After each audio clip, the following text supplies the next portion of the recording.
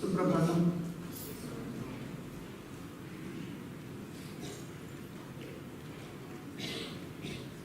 Today I will not be talking about Gita or Hatha Yoga. I will be talking about the device which we keep here and the data we collect. They showed a graph yesterday after the session. What is the device and what is the data that we are collecting? What does it indicate? Try to briefly talk about it.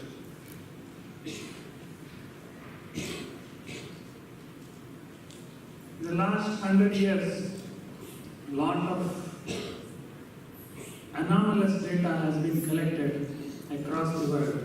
Anomalous data in the sense it goes against the laws of physics. It doesn't obey what we call as science in our times.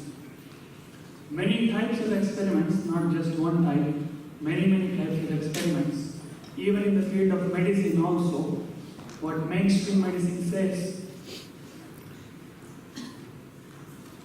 does not fit into some of the individual case studies that have been seen across the globe. Miraculous healing that suddenly happens to people.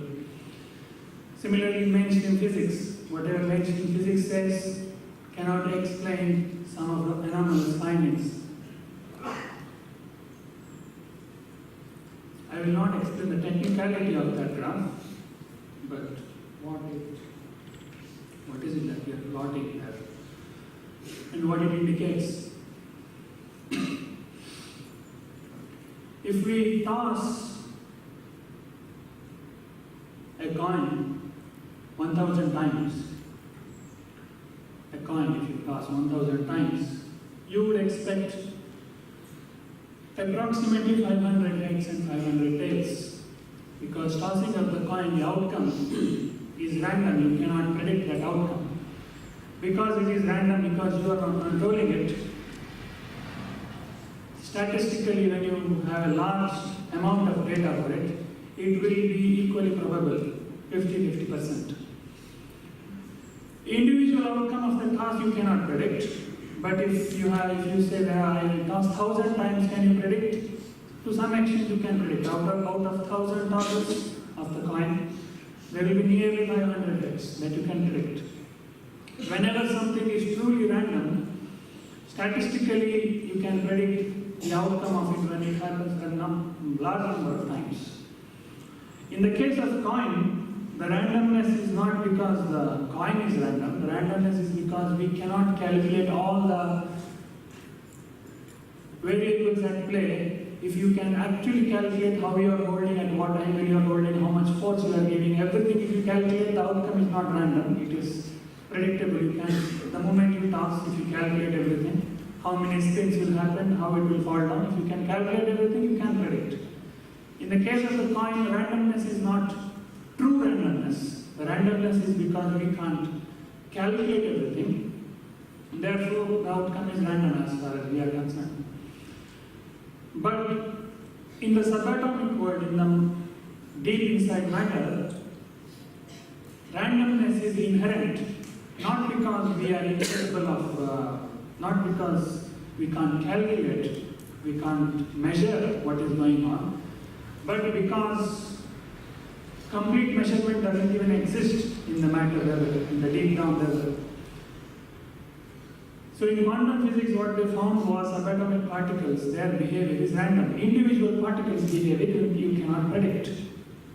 No matter how much you try to measure, you cannot predict it. It is not because there is incomplete measurement, it is because the particle itself is incomplete. It doesn't have complete data.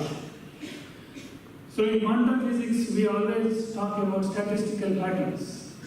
The overall behavior of 1,000 electrons you can predict. Individual electrons' behavior you cannot. Even now you cannot.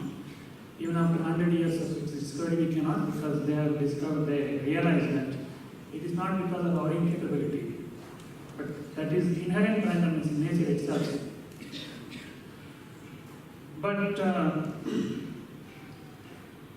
An interesting fact which they found in quantum physics is this, that although the behavior of electrons or any other subatomic particle, even if it is random,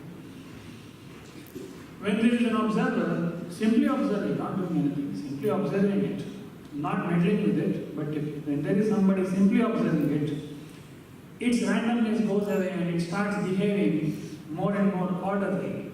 Its randomness goes away and you will be able to predict what it may do more and more. Instead of, or in technical terms they say, instead of displaying wave behavior, it starts displaying particle behavior. One of the experiments in that regard was double slit experiment. When there is no observer, you can get one kind of output. When there is an observer, you get another kind of output. Almost as if the particles are responding. You are not touching it, you are just observing and they behave differently. Now this device is based on that particular observation, that subatomic particles behave in one way when there is nobody observing and behave in another way when there is somebody observing. That device is called random event generator. It generates bits, zeros and ones. And that bit stream is taken from some subatomic activity at the level of electrons, electron jumps that happen at a minute level. That is captured as bits, zeros and ones. If more electrons jump, it is 1. If less jump, it is 0. So that device, it takes its data, its source is subatomic level, electron level. So since its data is coming from the subatomic level, it is truly random. Truly random means if you simply allow it to run for a long time, the number of ones and the number of zeros that it generates will be almost equal. It is not like a coin, it's like actually like a coin flipper, but the difference is it will generate a large number of data. For 1 second it will create 200 bits. So it's like it tosses 200 coins in 1 second. It's something similar. So for every second we have 200 bits. Bits means zeros or ones, randomly sequenced. So if you run this, simply if you run this for a day, you will get a large number of bits. You get millions of bits. And in those millions of bits, the amounts of zeros and ones will be almost equal because it is a random event that is happening. The zeros and ones are random events, like the head and tail of the coin. So in the large statistical sense, they will be 50%. But what they started observing, these type of experiments have been done since 40 years, 40-50 years. They have basically done 2 types of experiments. One type of experiment is, they will keep one individual person in front of the screen when the machine is running live, even though it is running there. When the machine is running live, there will be feedback on the screen. The graph will be plotted live. It will proceed up, down, up, down, up, down. It will be a live graph. So feedback will be given to the participant on the screen, and the participant will be asked to pay attention to the screen and have an intention. This is called intention experiments.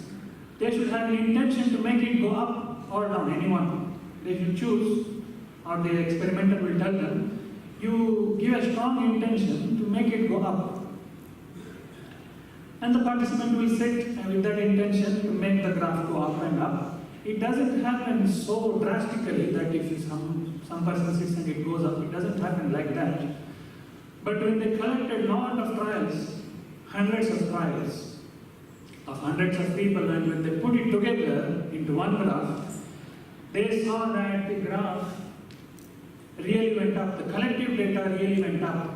In one hour session for one person, the deviation was not much, it was minute, not visible on the graph.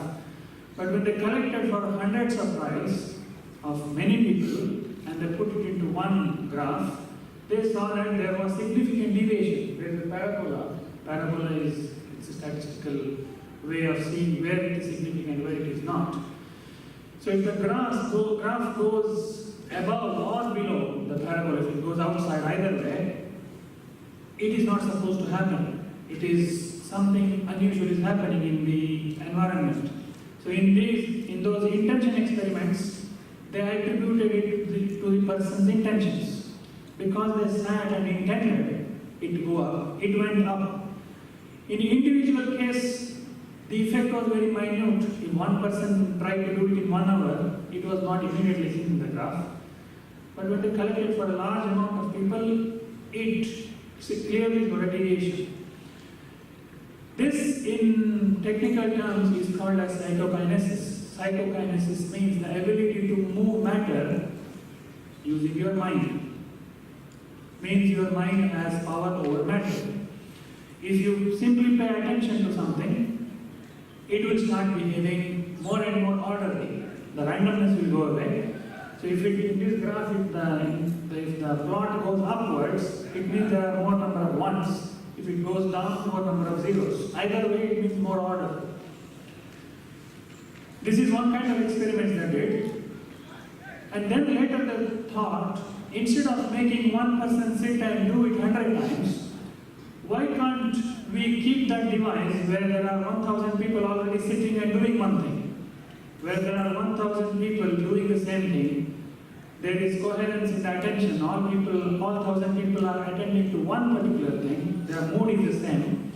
So if we keep the device there, instead of doing it 100 different times for 100 different people, we will get a lot of data at once. This is called as field RNG, field random image generators. They will keep it in a common place where there are thousands of people doing the same thing, attentively doing the same thing. And then they started noticing that the deviations are observed very quickly in such cases. For example, in this hall there may be now 300 people, 200 to 300 people. If these 200 to 300 people engage themselves very strongly in one particular type of mood, one particular type of activity, this device will show deviation, either upward or downward. There is no significance whether it is up or down, that correlation is not yet found. So it shows that in this hall, there is a lot of coherent mental activity. That coherent mental activity starts showing orderliness in matter itself, in an external matter. Physics doesn't explain this as to why and how this happens, but it happens. Just by sitting there, just by being concentrated, you are influencing some device that is running next to you. You are not even intending to influence it, but it gets influenced. Now, how can we apply it to personal situations? See, if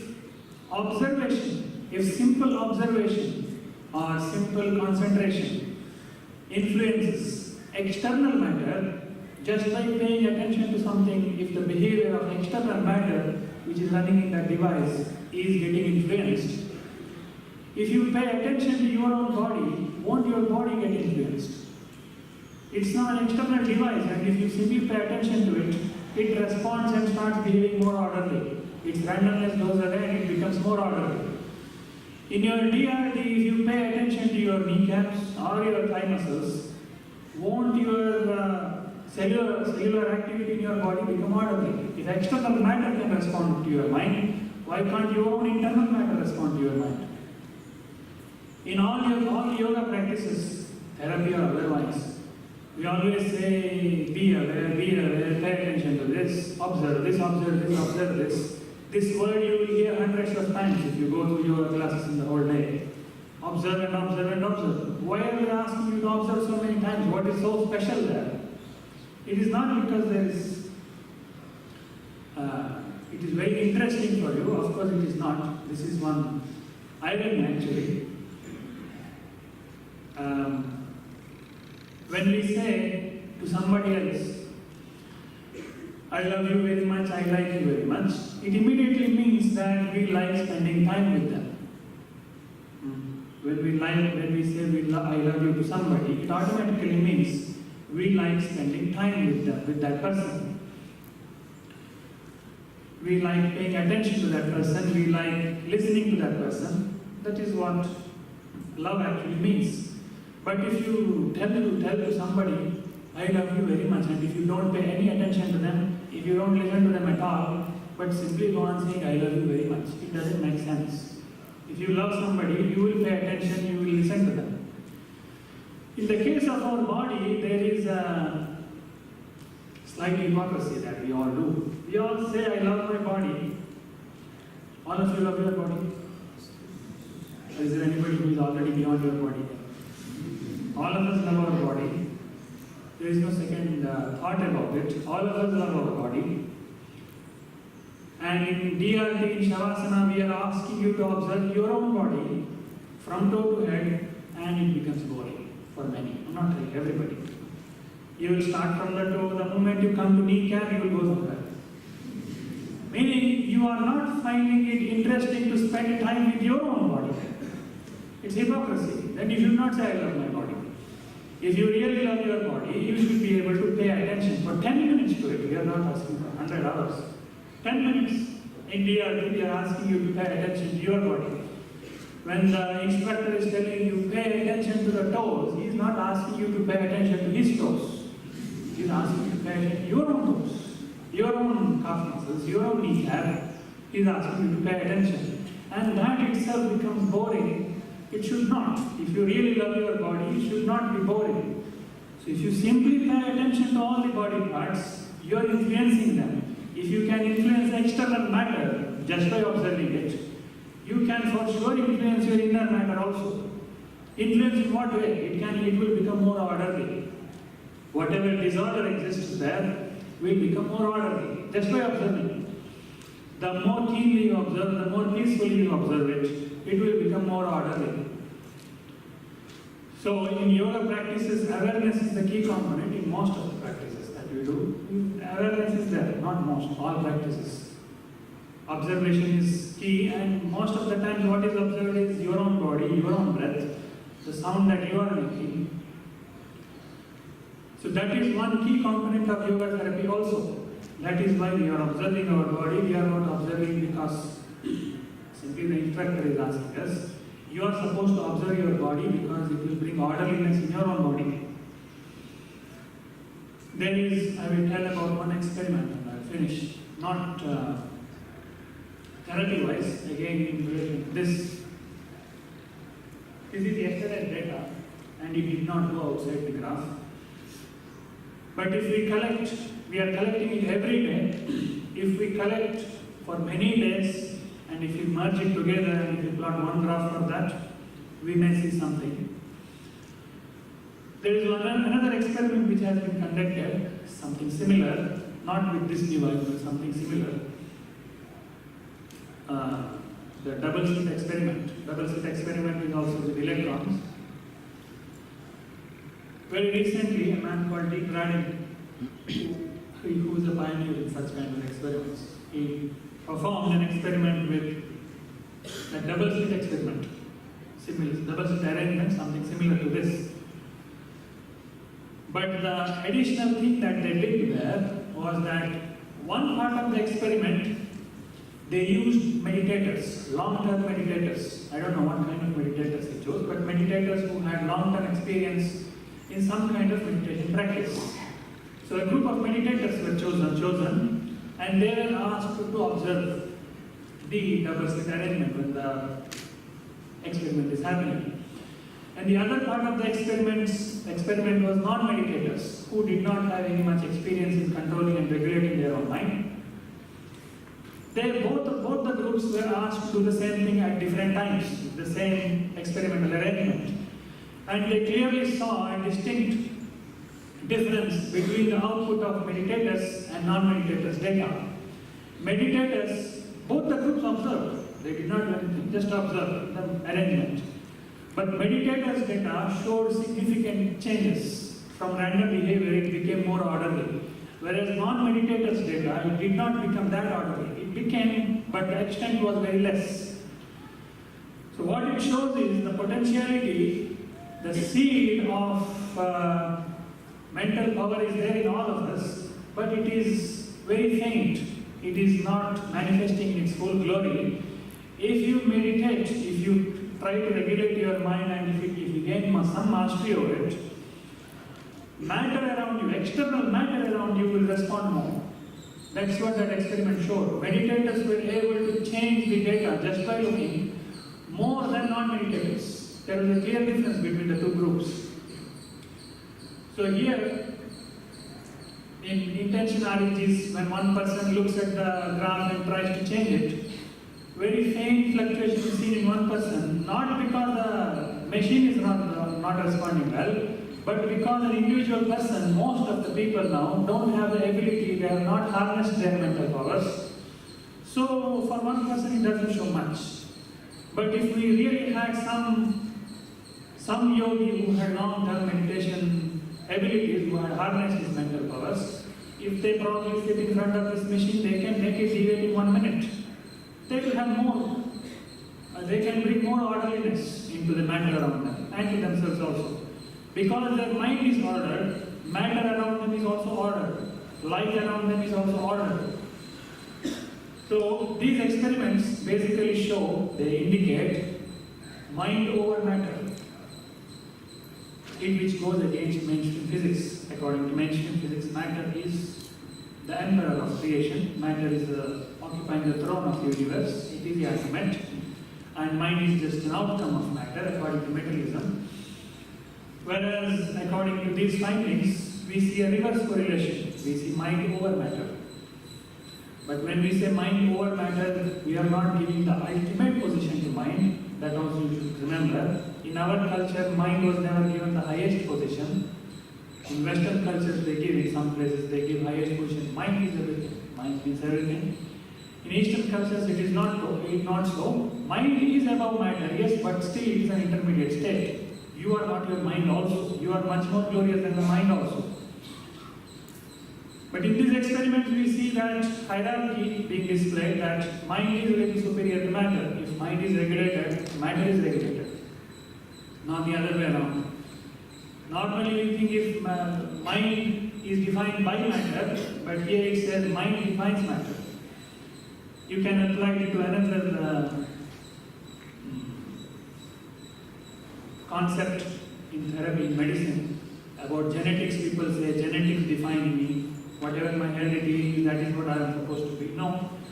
It has been shown clearly in the last 10 years. If you are willing to do the right things, if you are ready to change your lifestyle, if you are ready to breathe properly, if you are ready to eat properly, your genetics also will change. Matter doesn't define you, you can define matter. And they have gone up to the extent now of saying regarding genetics, I think